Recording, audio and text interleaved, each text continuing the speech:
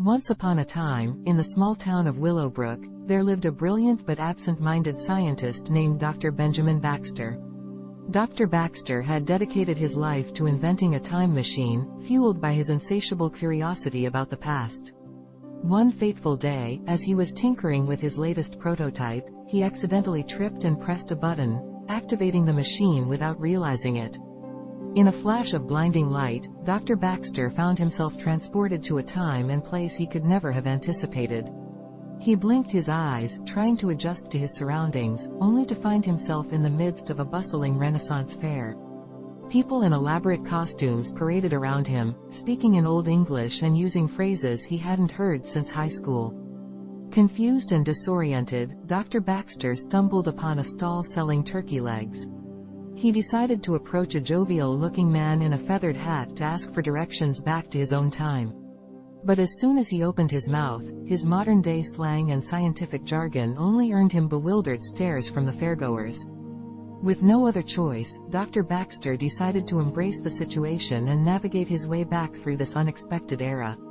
He quickly realized that blending in was his only hope, so he purchased an extravagant costume and began to immerse himself in the Renaissance fair experience.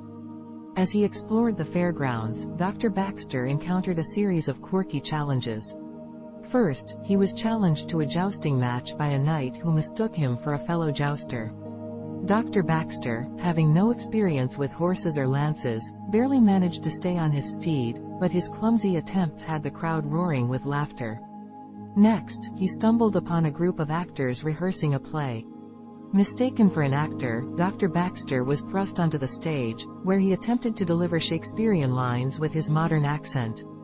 The audience, expecting a serious performance, broke into fits of uncontrollable laughter at his awkward delivery.